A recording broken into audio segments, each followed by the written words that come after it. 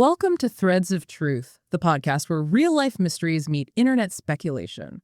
Today we're examining one of the most unsettling cases in modern India. A family of 11 found dead inside their own home, alongside diaries that seem to predict exactly what investigators would discover. You know, it is a profound psychological reality that the most terrifying mysteries we encounter, they aren't usually the ones involving, masked intruders. Right. Breaking down a door in the middle of the night, that's scary. But the truly chilling ones are different. The ones that keep investigators awake for years are the mysteries where the doors are locked from the inside. Yeah, exactly. They're the cases where the danger isn't some stranger lurking in the dark. It's the very people you sit down with for dinner every single night. And that is the exact threshold I want to cross today. I want to ask you, and really anyone listening to this right now, to try and put yourselves in a very specific place. Okay, set the scene for us. Imagine stepping into the Santnagar neighborhood of Burari. This is a bustling, dense, just incredibly alive area in North Delhi. The date is July 1st, 2018.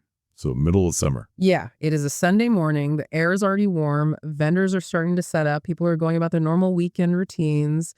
And we are going to explore a question that completely defies logic. Which is how a family gets to that point. Exactly. Yeah. How does a seemingly normal, successful, multi-generational family cross the line from everyday life into an extraordinary collective demise? It is a question that completely baffled seasoned law enforcement, forensic pathologists, and eventually the entire nation of India. How could it not? Right, because to understand this, we can't just jump straight into the psychological theories or the internet rumors. We have to meticulously walk through the physical space first. We have to see what the neighbors saw. Exactly. We have to examine the crime scene before we can even attempt to unlock the minds of the people who created it. The physical evidence left behind on that Sunday morning is the only map we have to navigate their final hours. I completely agree. So let's establish the timeline of that morning. The Bhatia family, who are also recorded in official documents as the Chindawat family, they run two businesses right out of the front of their home. A grocery shop and a plywood business, if I remember correctly. Yes, exactly. And in a neighborhood like Santnagar, you become an anchor for the community when you run the local shops. You are the kind of people who open early every single day without fail. It's a routine everyone relies on. Right. But at around 7:15 in the morning, neighbors walking by start to notice that the metal shutters on the shops are still pulled down. They're locked. And in the rhythm of a neighborhood like that, an unopened shop isn't just, a minor inconvenience. It's a glaring anomaly. Yeah, it stands out. It signals immediately that something is fundamentally wrong. People notice right away. So one of their neighbors, an older gentleman who usually takes morning walks with the head of the family, decides he needs to go check on them. Which makes sense. You check on your friends. Right. He walks up the steps to the main entrance of the house. And the front door is just open. It is not locked. The wood isn't splintered from being forced open. It is just sitting ajar. Just waiting for someone to walk in. Yeah. He pushes it open and walks inside at 7:25 in the morning. And the scene he encounters is something so horrific that it's almost difficult to even put into words. I've read the police reports, and when the station house officer of the Burari police arrived later that morning, this is a man who had seen decades of violent crime in a massive metropolis. He went on record saying he had never encountered anything like it. Not in his entire career. Never. When that neighbor stepped into the central hallway of the house, he looked up and saw 10 members of the family hanging from an iron mesh grate in the ceiling. 10 people. Just pausing on that number first. Yeah, it's overwhelming. Not one, not two. 10 human beings in a single hallway. Spanning multiple generations, too. You had a 15-year-old boy all the way up to men and women in their late 40s and 50s. It's just staggering. But the most disturbing element wasn't just the sheer loss of life. It was the absolute lack of chaos. It was meticulously, horrifyingly organized. Almost like a display. Exactly. Yeah. The bodies were hanging in a very specific symmetrical pattern. They were arranged in a circular formation, deliberately positioned to mimic the hanging roots of a banyan tree dropping from the canopy. That visual alone is so macabre, but the details, they get even more intense when you look closer. They really do. Among the 10 of them hanging there, they were sharing only 5 stools. Wait, 5 stools for 10 people? Yeah. And their hands and feet were tightly bound with everyday household items. Telephone wires, electrical cables, things like that. Things just pulled from around the house. Right. Their mouths were heavily taped shut. Their ears were completely plugged with cotton wads. And their faces were covered with pieces of cloth. And investigators later found out where that cloth came from, didn't they? They did. When they examined the scene, they realized all of those blindfolds had been cut from a single ordinary bedsheet. Think about the chilling intimacy of that. Someone taking a pair of scissors to a bedsheet that you probably slept on the night before. It's deeply unsettling. Using the telephone wires from your own living room. Mm-hmm. And we said there were 11 family members, but 10 in the hallway. Right. There was one more person inside. In an adjacent bedroom, the police find the 77-year-old matriarch of the family, Narayani Devi. She wasn't hanging from the ceiling mesh like the others. How did they find her? She was found lying on the floor, having passed away from partial hanging and strangulation with a leather belt that was attached to an almirah handle. An almirah, like a wardrobe. That's just a completely different setup from the hallway. And amidst this profound silent tableau of human loss, there was exactly one survivor in the entire structure. The dog, right. Yes, the family dog. A pit bull mix named Tommy. He was found chained up on the terrace roof. Oh, wow. When the police arrived, he was in a state of intense distress, just barking continuously. He was the only living witness to whatever sequence of events had unfolded in the house overnight. Now, here is where the narrative completely fractures for me, from an investigative standpoint. What do you mean? Well, when the crime branch investigators start walking through the rest of the house, moving past the hallway and into the kitchen, they're looking for signs of a violent break-in. Like a robbery gone wrong. Exactly. They're looking for ransacked drawers, overturned tables, blood, some kind of struggle. Instead, they find absolute mundane normalcy. Yeah, the kitchen details are so eerie. Inside the refrigerator, there's a packet of fresh milk just waiting to be boiled. Right. Completely normal morning prep. On the kitchen counter, there is a bowl of split chickpeas left soaking in water. They were prepping their ingredients for the next day's meals. We need to pause on that detail. Because in the field of forensic psychology, that is a massive red flag. It completely contradicts the initial visual evidence. How so? When a family or a group plans mass suicide, you almost universally see a cessation of future planning. The psychological mindset of suicide is the end of the timeline. So you wouldn't have bothered making food for tomorrow? Exactly. You do not soak chickpeas for tomorrow's lunch if you have absolutely no intention of being alive tomorrow. You don't leave milk out for morning tea. That makes total sense. That stark domestic normalcy, sitting quite literally right next to an orchestrated, ritualistic death scene, immediately signaled to the investigators that the standard templates for mass murder or mass suicide were not going to fit this case. Before we go deeper into the crime scene, I think it's vital we understand who the Bhatias actually were to the outside world. Yeah, context is everything here. Because if you had gone to Sant Nagar on June 30th and asked anyone on the street about this family, they would have told you this was the gold standard of the neighborhood. They were highly respected, right? Yeah. Oh, absolutely. They were a traditional joint Indian family, 3 generations living under one roof, sharing resources and lives, which is a very common and deeply respected cultural structure in India. Their history is important here.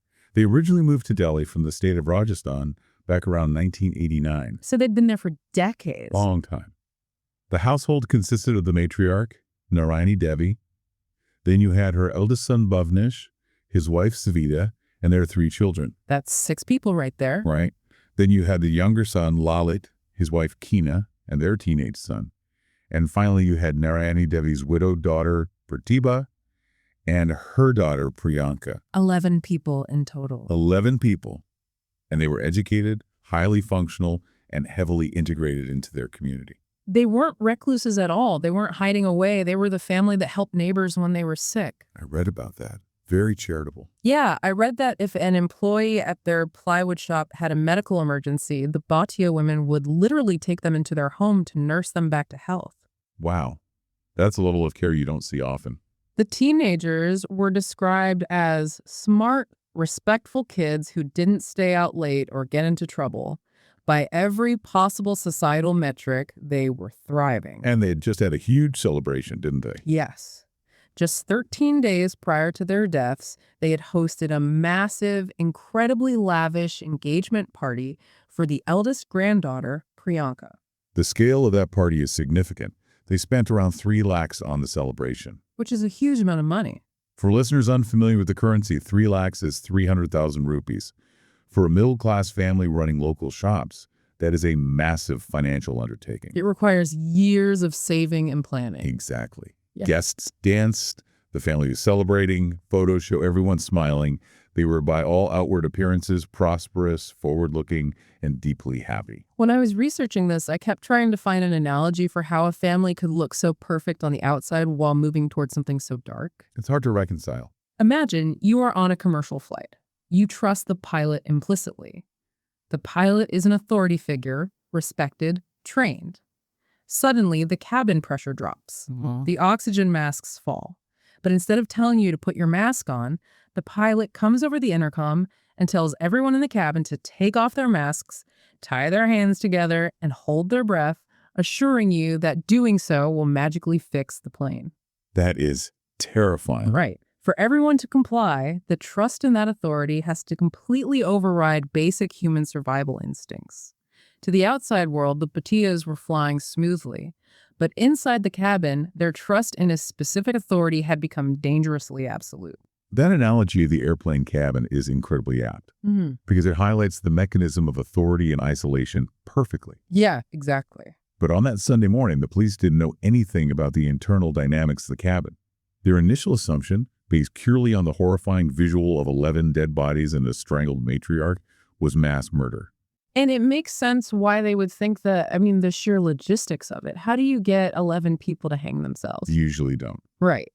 The local politicians were immediately demanding answers. The media descended on the neighborhood in droves, practically breaking down the barricades. It was a media circus. The immediate comforting assumption was that an external monster, a gang of robbers, a rival business owner, some psychopath came in, incapacitated them, and staged this horrific scene. It is the most palatable theory for the public to digest.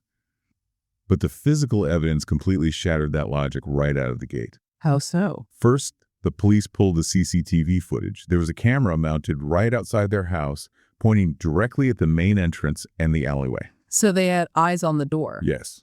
Investigators sat down and watched the footage from the entire evening prior, tracking every second all the way up until the neighbor walked in at 7:25 in the morning. And what did they see? Nobody entered the house.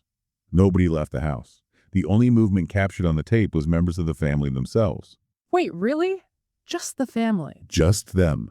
Specifically, the women were seen bringing in the very stools they would later hang from, and one of the sons was seen bringing in some electrical wires earlier in the evening. So the locked door mystery is confirmed right there. No masked intruders. None at all. But even if someone had snuck in through a blind spot, the crime scene itself contradicted a home invasion. Oh, absolutely. The robbery theory falls apart completely. Right, because the women hanging in the hallway were still wearing all of their heavy gold jewelry. In Delhi, a home invasion resulting in 11 murders would absolutely involve the stripping of valuables. They would have taken everything. Robbery was completely ruled out. There was no ransacking of the cupboards.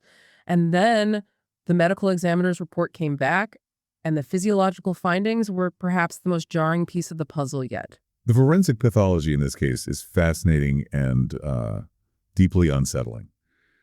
The autopsies confirmed that all 11 individuals died of hanging and asphyxiation. Okay, so the cause of death is clear. But the examiners look for more than just the cause of death. They look at the state of the body at the time of death.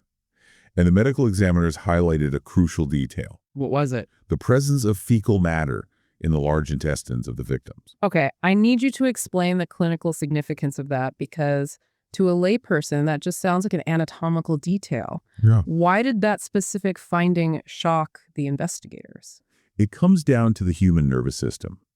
When you are faced with a life-threatening situation like being murdered or forced into a noose against your will, your sympathetic nervous system triggers an extreme fight or flight response. Adrenaline kicks in. Exactly. Your body is flooded with adrenaline, your heart rate spikes, and immense physiological stress occurs. In sudden violent deaths or forced hangings, it is incredibly common for the bowels and bladder to involuntarily release due to that sheer terror. So it's a physical marker of panic. Yes. But the presence of retained fecal matter, along with a lack of scuff marks on the floor or defensive wounds, suggested to the pathologist that the sympathetic nervous system was not activated. Wait, what? At the time of death, these individuals were experiencing a state of calm. Their parasympathetic nervous system, the rest and digest state, was intact. I have to stop you there. I have a really hard time accepting that. It's very difficult to conceptualize. You are telling me that 10 people, including teenagers and middle-aged adults, stood balancing on 5 stools with their hands bound, electrical wire wrapped around their own necks, blindfolds over their eyes, and their bodies registered 0 panic. As difficult as it is to comprehend, yes. The physical evidence strongly indicated compliance and an absence of acute fear. That is just chilling. The only outlier in the entire group, the only minor exception, came from the elder brother Bhavnish. What happened with Bhavnish? Was there a struggle? During the autopsy and scene analysis, investigators noted that Bhavnish's hand restraints were slightly loosened, and the tape over his mouth was partially pushed away. So he tried to get free. Furthermore, his feet were found touching the ground.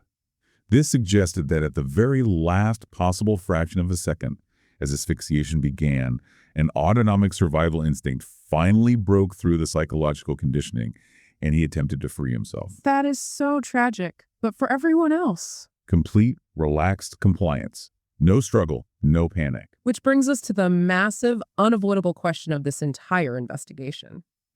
If there was no murderer and there was no panic, how do you systematically convince highly educated, socially active women, men, and children to calmly participate in their own hangings? Right. How do you engineer that level of compliance? And the answer to that wasn't found in a forensic lab.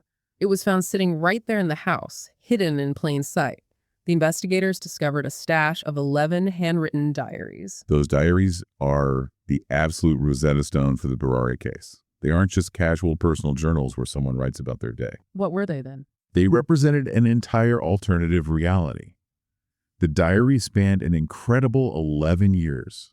The earliest entry was dated in 2007, and the final entry was dated June 24th, 2018. That's just a few days before they died. Exactly. 11 years of documentation. That is a staggering amount of data for psychologists to analyze. When handwriting experts started going through these pages, what did they find? The forensic document examiners quickly determined that the physical writing in the diaries belonged primarily to 2 people. Priyanka, the granddaughter who had just celebrated her engagement, and Neetu, another young woman in the family. So the young women were keeping the journals. Physically writing them, yes. However, the language, the syntax, and the tone did not belong to them.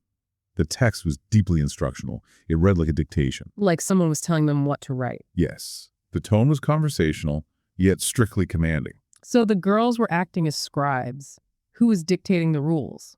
Investigators pieced together through family interviews and the context of the entries that the voice dictating these thousands of pages was Lalit, the younger brother of the family. But Lalit wasn't dictating these notes as himself, right? He wasn't saying, I, Lalit, think we should do this. No, not at all. He was speaking as his deceased father, Bhopal Singh.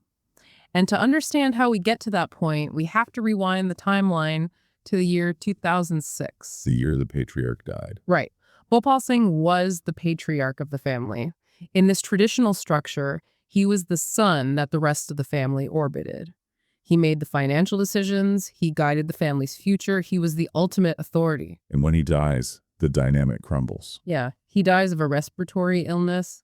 The family is devastated, but beyond grief, they are suddenly rudderless. The psychological impact of losing a central patriarchal figure in a joint family cannot be overstated. It creates an immense power vacuum. And a lot of anxiety, I'd imagine. Definitely. The structure they relied on for daily navigation is suddenly gone, leading to a profound sense of collective disorientation.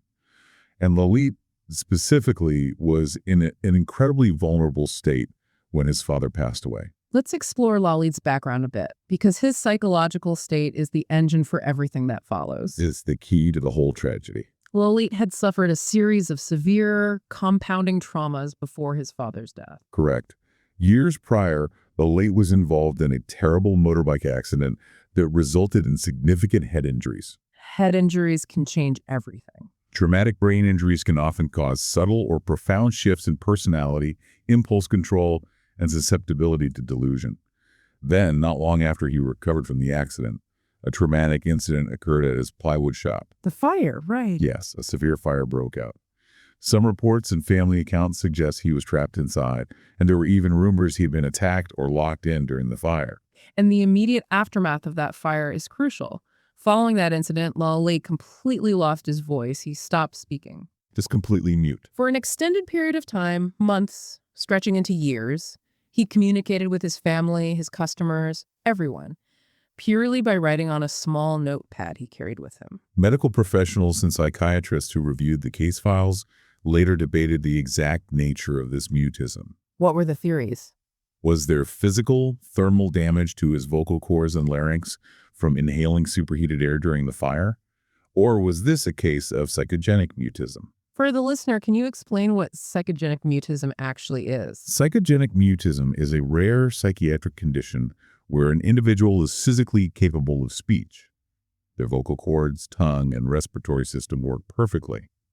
But a profound psychological trauma or extreme stress creates a subconscious mental block that prevents them from speaking. So his brain just wouldn't let him talk. Exactly. The brain essentially short-circuits the speech pathways as a trauma response. And how did the Bhatia family handle this? Did they take him to neurologists? Did they put him in intense psychiatric therapy? No. And this is where the sociological aspect of the tragedy begins to take root. They didn't seek specialized psychiatric help. Why not? That seems so obvious. In many cultures, but particularly in deeply traditional middle-class Indian society at that time, there was a profound stigma attached to mental health issues. Seeking therapy is often viewed as an admission of madness or a source of deep family shame. Oh, I see. So they just ignored it. Pretty much. So the family simply accommodated his silence. They normalized it. They brushed it under the rug to maintain the outward appearance of a perfectly functioning family. It became a quiet burden they all just accepted. They chose to ignore the warning signs on the dashboard because they didn't want anyone outside the car to know the engine was failing. That's a great way to put it. Then we arrive at the catalyst. His father, Bhopal Singh, dies. The family is grieving. They are holding a traditional 10-day prayer ritual, specifically the Garuda Purana path for Bhopal Singh's soul. Can you give us some context on what that ritual entails? The Garuda Purana is a traditional Hindu text that deals heavily with the afterlife, funeral rites, and the journey of the soul after death. So it's very focused on the deceased. Yes. Reading the path, or the text, is a solemn ritual meant to guide the deceased soul toward peace and liberation. It is a period of intense religious focus, high emotional vulnerability, and deep contemplation of the deceased. So the entire family is gathered, they are mourning, they are chanting, the air is heavy with grief and spiritual focus.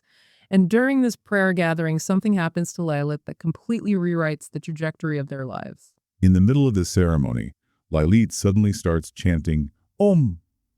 His voice, which had been entirely absent for a massive stretch of time, suddenly and miraculously returns, out loud in front of everyone. You can imagine the absolute shock in that room. The man who has been communicating with a notepad for years suddenly speaks during a prayer for his dead father. It wasn't just shock. It was perceived by the family as a literal divine miracle. The reaction, according to accounts from neighbors who were present or heard about it immediately after, was instantaneous. What did they say? They started saying, Daddy a gay, which translates to, Daddy has returned. And that is the exact moment the seed is planted. From that day forward, Lalit convinced his family, and very likely completely believed it himself, that he was channeling the spirit of his father, Bhopal Singh. He became the vessel. The patriarch wasn't dead. He had just relocated into Lalit's body to continue guiding them. And that single belief became the absolute, unquestionable foundation for everything that unfolded over the next decade. It's wild to think about. Lalit transitions from the traumatized, silent younger brother to the ultimate authority figure in the house, backed by the perceived supernatural power of the deceased patriarch. Which brings us back to the diaries. Lalit starts having these visitations, and he dictates the instructions to his nieces. For 11 years, these diaries lay out the microscopic rules for the family's existence. They controlled everything. They dictate how to manage the finances, which suppliers to use for the plywood shop, what time the kids should wake up, how the women should interact with the neighbors.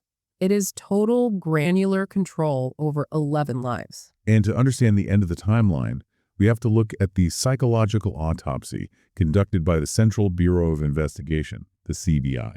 What exactly is a psychological autopsy? A psychological autopsy is a retrospective investigation where psychiatrists look at documents, interview friends, and analyze behavior to reconstruct the mental state of the deceased. The grand finale of these 11 years of diaries is a multi-page entry detailing a very specific ritual. They called it the Bhatia, right? Yes, which translates roughly to the banyan tree ritual. Walk us through the specific instructions of the Bhatia because it chillingly mirrors exactly what the neighbor found that morning. The final diary entries lay out a meticulously planned multi-day ritual.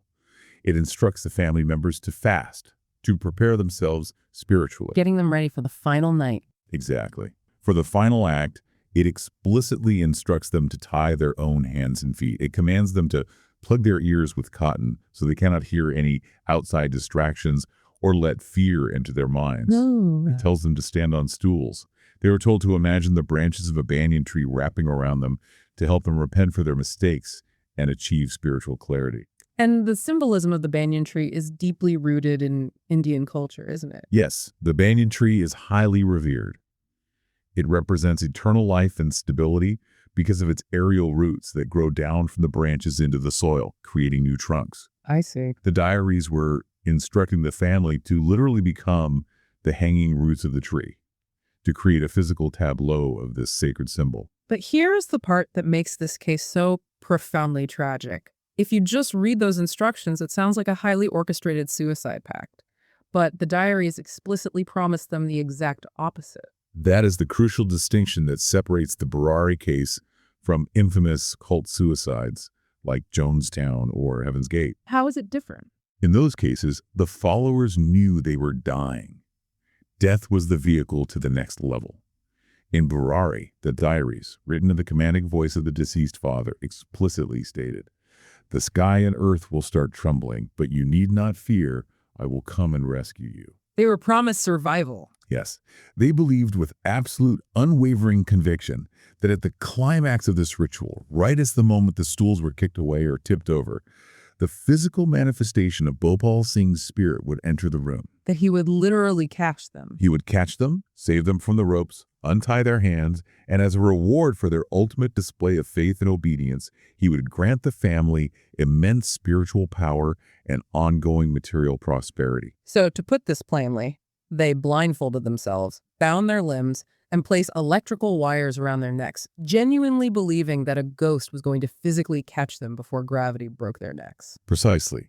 And that is why the CBI and the Delhi Crime Branch officially and legally ruled the incident an accidental death occurring during a ritual. Let's clarify that legal distinction for the listener, because ruling 11 hangings as an accident sounds bizarre at first. Legally, it wasn't murder because the CCTV and forensic evidence proved no one else was in the house.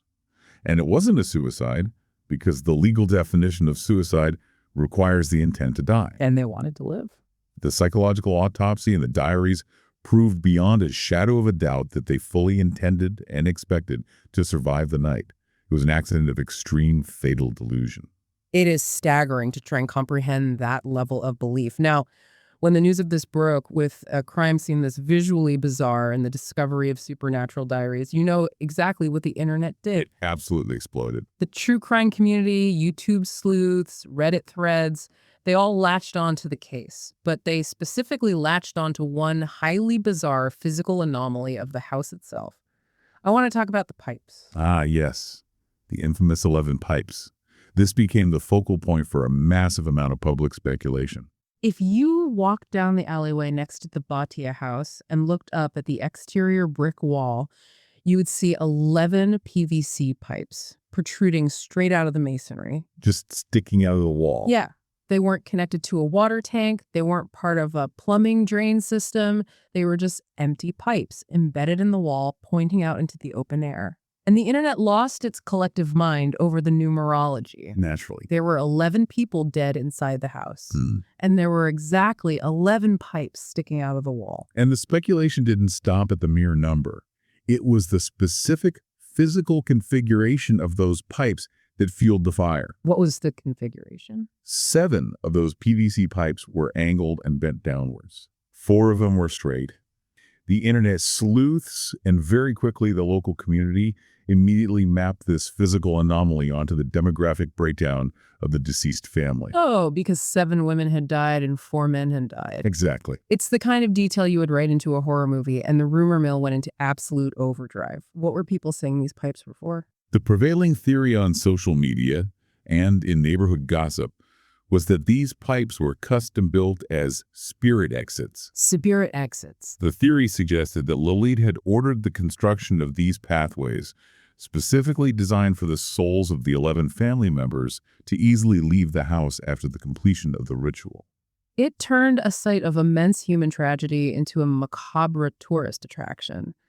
People from across Delhi and even other parts of India were flocking to Sant Nagar. It was a spectacle. They were causing traffic jams just to stand in the alleyway, stare at these pipes, take selfies, and shoot YouTube videos talking about the House of Horror. The irony, of course, is that when investigators actually dug into the origin of those pipes, the reality was entirely grounded in mundane construction work. What did the investigators find out? The police tracked down the contractor who had been hired to renovate the house months prior. They brought him and his laborers in for questioning. The contractor explained that Lilith had simply requested these outlets for ventilation. Ventilation for what? Remember, they ran a plywood business out of the ground floor. The house was constantly filled with chemical fumes from adhesives, sawdust, and stagnant air. The contractor suggested installing pipes to let the house breathe, to create cross-ventilation. But what about the numbers? 7 bent, 4 straight, 11 total. The contractor stated he just bought whatever leftover pipes were available at the hardware supplier. He didn't count them out to match the family size. So it was just random. The fact that there were exactly 11, matching the gender breakdown with bent and straight pipes, appears to be one of the most eerie, colossal coincidences in modern true crime history. But when a community is faced with a case saturated in ritual black magic rumors and incomprehensible death, coincidence is the first casualty of human reason. We just want to find meaning in it. We are pattern-seeking animals. We see 11 dead and 11 pipes, and our brains refuse to accept that it means nothing. And society's desperate need to find a pattern, to find a villain in all of this, didn't stop with the pipes on the wall. The media coverage in the early weeks following the discovery was incredibly sensationalized. They needed a story. The news channels didn't want to talk about mental health or shared psychosis. That doesn't drive ratings. They desperately wanted a mastermind. They wanted an occult leader, a tantric, or a black magic practitioner who had manipulated this poor, innocent family. And they found someone to blame, didn't they? And in their hunt for a villain, they found a scapegoat in the most tragic, destructive way possible. They targeted a woman named Gita Mata. The story of Gita Mata highlights a very dark sociological reflex. Gita Mata was simply the daughter of the local plumber who had been hired to work on the house's water systems. So she just happened to be around. She had absolutely zero connection to the family's internal diaries, their rituals, or Lalit's delusions. But she had one attribute that made her a target. She frequently wore red clothes. Which is very common, but in this context. Right. In certain cultural contexts, wearing red, combined with her proximity to the house, was enough for sensationalist predatory media to brand her an occultist. They painted her as a sorcerer who had brainwashed the Bhatias. The harassment she faced was severe. Her life was completely turned upside down. I can't even imagine. Reporters were camping outside her home, shoving microphones in her face, aggressively demanding to know how she used black magic to convince 11 people to hang themselves. I want to stop and analyze why society does this. Why do we need a witch to burn? Why did the media and the public so eagerly latch onto a random woman in red clothes rather than looking at the diaries? Because the alternative is terrifying. If you accept that a highly educated, loving, financially stable family could collectively descend into a fatal delusion entirely on their own, behind locked doors, without any evil mastermind pulling the strings. It means it could happen to anyone. Exactly. It means the danger isn't a tantric in the woods. The danger is the fragility of the human mind itself. It is infinitely easier to sleep at night if you can point your finger at a tantric in red clothing and say, "She did it. We caught the monster, so my family is safe." It is a protective psychological barrier against the horror of the mundane. Precisely. And it wasn't just society or the media desperate for an external explanation. The family's own surviving relatives vehemently refused to accept the official findings of the psychological autopsy. They fought back hard. Dinesh, who was the eldest brother of the Bhatia family, he lived in Rajasthan and wasn't part of the Delhi household. He completely and publicly rejected the ritual and suicide theories. Yes. Dinesh was a vocal critic of the police investigation. He repeatedly pointed to the tangible evidence of their prosperity. Like the wedding. He pointed to Priyanka's upcoming wedding. He pointed to the fact that they were in the middle of renovating the house and expanding the business. His argument was, look at how prosperous they are. People looking forward to a wedding don't orchestrate their own deaths. He thought someone targeted them. Yes, he believed it was a targeted murder to ruin their family. And when you look at it from a psychological standpoint, Dinesh's reaction is entirely natural, isn't it? It is a profound textbook defense mechanism. Absolutely. Imagine being in Dinesh's position. To accept the findings of the CBI means accepting that your own brother, your mother, your nieces and nephews willfully engaged in a collective delusion that ended their lives. It's too much to bear. It means accepting that for 11 entire years, whenever you visited them, you completely missed the signs. You sat at their dinner table while they were being ruled by a delusion, and you didn't see it. So you invent a murderer. Believing that a shadowy, unknown murderer snuck in and killed your family is, paradoxically, a much easier burden to grieve. A murderer gives you a clear target for your immense anger. Instead of just emptiness. A shared psychosis just leaves you with an unfillable, confusing void and a lifetime of questioning your own perception of reality. It really took years for the public narrative to shift away from ghosts, tantrics, and murder conspiracies. It wasn't until a lot of the psychological data and diary excerpts became public, and specifically when the filmmaker Lena Yadav released her incredible docuseries House of Secrets, that the conversation matured. The docuseries was a pivotal cultural moment. It forced viewers to look at the Bhatia family not as bizarre cult members or victims of a horror movie, but as tragic victims of a profound, documented psychological phenomenon.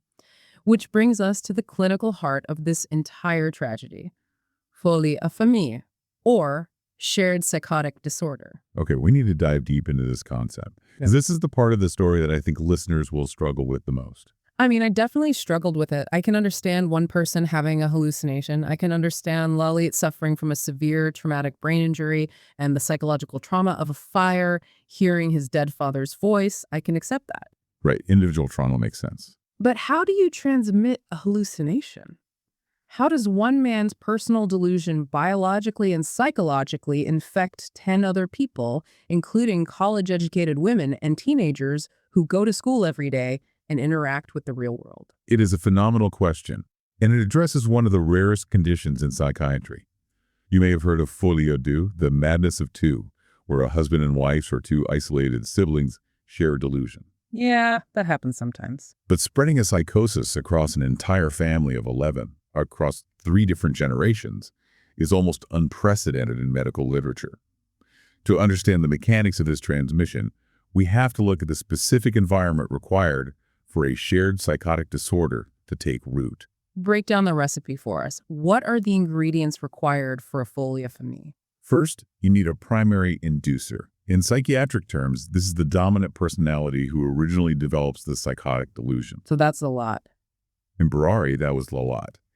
It is crucial to note that the inducer is not typically a con artist. Lali genuinely, fervently believed his father was speaking through him. So the inducer provides the spark. What is the kindling? The kindling is the secondary individuals, the submissives. They're usually people who have a close, dependent, emotional relationship with the inducer. Like his family members. But the most vital ingredient, the oxygen that allows the fire to spread, is a highly insular environment. Now, you might say, but the Bhatias lived in a bustling city in Delhi. They weren't in a cabin in the woods. Right, they had neighbors right next door. Physical isolation is not required. Psychological isolation is. Psychologically, the Bhatias were an island. They did not share their internal family workings, their struggles, or Lalit's visitations with the outside world. They built invisible, soundproof walls around their family unit. And when you read the diaries, you see Lalit constantly reinforcing those invisible walls. The diaries are full of rules controlling information. Total control over input. There are entries explicitly warning the family not to look at their mobile phones too much. They restricted the teenagers' internet access and monitored who they spoke to. The diaries literally commanded, nobody will disobey what is written here, and what happens in this house stays in this house. Exactly. Information control is the hallmark of any high-control group or shared psychosis. If these submissive individuals are constantly exposed to outside perspectives, if they could go to a friend and say, my uncle thinks my dead grandfather is telling him what groceries to buy, that friend would provide a reality check. They'd say, hey, your uncle needs a doctor. By controlling the flow of information, Lalit ensured that his delusion was the only reality the family was exposed to. I want to bring back the analogy of the airplane cabin. Think of a shared psychosis like a virus in an unventilated room. Oh, I like this. If one person is infected and all the windows are wide open with fresh air blowing in, the others might not catch it. The fresh air is outside perspective, therapy, friends. But if you permanently seal the windows and lock the door, eventually everyone in that room is going to breathe the same toxic air. And the Bhatias permanently sealed their psychological windows. Exactly. That is an excellent way to visualize it. But there is another layer here, and it is the weaponization of cultural structures. In traditional Indian joint families, patriarchal authority is paramount. You don't hawk back to your elders. You are raised from birth to respect your elders, Yeah. and you categorically do not question the head of the household. When Bhopal Singh died, Lalit didn't just ask for respect. He effectively hijacked the ultimate patriarchal authority by claiming to speak for the deceased father. Ah, see. To question Lalit was to commit the ultimate sin of questioning the revered father. So the cultural expectation of obedience becomes the very vehicle that delivers the psychosis. The family structure demanded compliance, and Lalit's delusions simply provided a supernatural framework for it. Yes. But if we're looking at the how and why they complied for 11 long years, there's another critical factor, perhaps the most important psychological hook of all. What's that? The delusion worked. At least it worked initially. Right. I think people imagine cults or shared delusions as these miserable experiences where everyone is starving in a compound. But for the Bhatias, the early years of the diaries brought immense success. They thrived under his rules. When Lalit started channeling his father, the advice he dictated wasn't initially about tying themselves to stools. He was giving them practical financial advice. He told them to expand the business. And they listened. And under his channeled guidance, their small grocery store flourished. They took the profits and opened the plywood shop. They were planning to buy a third property. They found an excellent, highly desirable match for Priyanka's marriage. And this introduces the psychological trap of tangible rewards, combined with cognitive dissonance and the sunk cost fallacy. Explain that a bit more. When a bizarre belief system is consistently followed by positive reinforcement wealth, elevated social standing, a good marriage, the brain eliminates its own doubts. The family didn't just obey Lalit out of fear of his anger. They obeyed him because the data told them that obedience brought prosperity. They attributed their real-world, hard-earned success to the diary's supernatural instructions. Exactly. So fast forward to 8 or 9 years. When the diaries eventually start asking them to perform increasingly bizarre, uncomfortable rituals, like standing in the shape of a banyan tree or ignoring their own physical discomfort, their brains justify it. Because it's worked before. They have a decade of proof that following these specific strange instructions leads to wealth and happiness. The sunk cost fallacy kicks in. We have followed the rules for a decade and become rich. We can't stop trusting the process now, even if it seems scary. That makes terrifying sense. It is the slow boil of the frog. But that leads to the final mystery. Why did the outcome turn fatal when it did? The trigger point. They had been maintaining this delicate balance, writing in these diaries, succeeding in business for 11 years. Why did the boiling point happen on July 1st, 2018?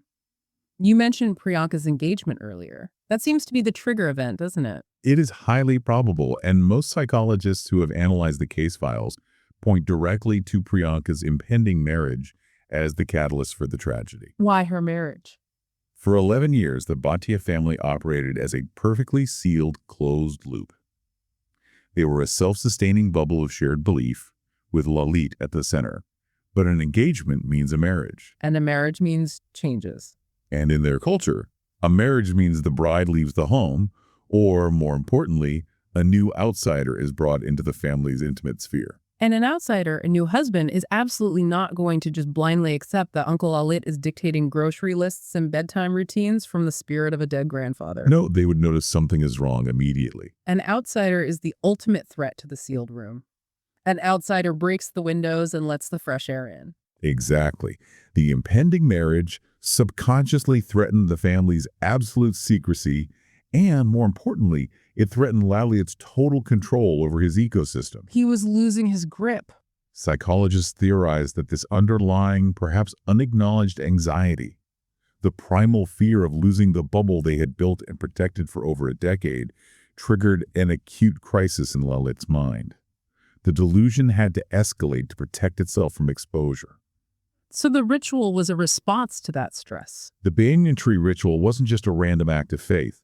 It was a desperate, extreme spiritual measure dictated by Lalit's fracturing psyche to regain total control, to repent for perceived mistakes, and to solidify the family unit one last time before the outside world could intrude. It is a devastating chain reaction. Brain injury, untreated trauma, cultural obedience, isolation, and finally the threat of exposure. It all just collided. When I was looking through all the research and reading the final diary entries, one thought hit me incredibly hard. It is the visual of the crime scene again. What about it? They tied their own hands with wire, they taped their own mouths shut, and they plugged their own ears with cotton. They literally, physically chose to silence themselves, blind themselves, and bind themselves in the moments before death. And when you think about the sociology of this family, that is exactly what they had been doing in life for 11 years. That is a profound parallel. Expand on that for the listeners. They silenced Lalit's trauma from the very beginning. When he was trapped in that fire and lost his physical voice, they didn't go to therapy to help him process the horror. They brushed his muteness under the rug. They ignored the reality. When his voice returned and he started talking as his dead father, they didn't seek psychiatric intervention or reality check him. They normalized his hallucinations. Every member of that family silenced their own rational doubts. They chose not to see it. They covered their own eyes to the glaring reality of his untreated mental illness, all to maintain the polished, pristine image of the perfect Indian family. The tape over their mouths in that hallway wasn't just a ritual requirement. It was the ultimate, tragic, physical manifestation of a psychological silence they had been practicing every single day for a decade. That is a chilling and incredibly accurate observation. It perfectly encapsulates the necessity of a sociological autopsy rather than just a medical one. We have to look at the big picture. We cannot just look at the neurochemistry of Lalit's traumatized brain. We have to look at the society, the cultural expectations, and the family dynamics that allowed that single brain to isolate and infect 10 other people in plain sight. It's a systemic failure. The tragedy of Burari isn't a ghost story. It isn't a tale of the supernatural or black magic. It is a devastating real-world warning about the catastrophic dangers of extreme insularity. It shows us the deadly, ultimate cost of the stigmatization of mental health care. Because they couldn't get help? When a society treats psychiatric help as a shameful secret, families are left to manage profound, terrifying trauma entirely in the dark. And in the dark, without any outside light, a delusion can very easily masquerade as faith. Precisely. The line between devoted religious faith and severe psychopathology can become dangerously, fatally blurred when there's absolutely no external reality check permitted within the system. It really asks you to look at the communities around you. Think about the people who wave at you from their porches, the families in your neighborhood that seem to have it all perfectly together, the ones throwing the lavish parties. Yeah, never know what's going on inside. You have to wonder what internal rules are governing their lives, what secrets are being kept to maintain that flawless facade. Belief is an incredibly powerful, almost kinetic force. It really is. When it is grounded in reality, it can build massive communities and foster profound resilience. But when belief is isolated from reality, when it is fueled by unresolved grief, patriarchal control, and untreated trauma, it has the power to reshape the human mind entirely. It can completely alter their perception of truth. It can alter a person's reality so completely that they will willingly bind their own hands, blindfold their children, and step off a stool in the absolute tragic pursuit of a salvation that doesn't exist. It is a sobering, haunting reality. And, well, it's one that forensic psychologists, sociologists, and true crime researchers will be studying and debating for decades to come. And if a physical house in Delhi could create an environment insulated enough to breed a shared delusion of this magnitude, we have to ask ourselves a modern question.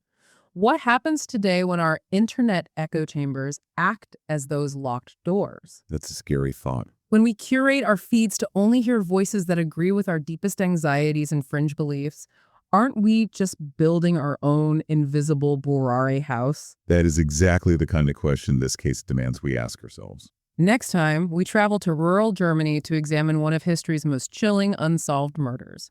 A family slaughtered on an isolated farm where evidence suggested the killer may have remained living in the house for days afterward.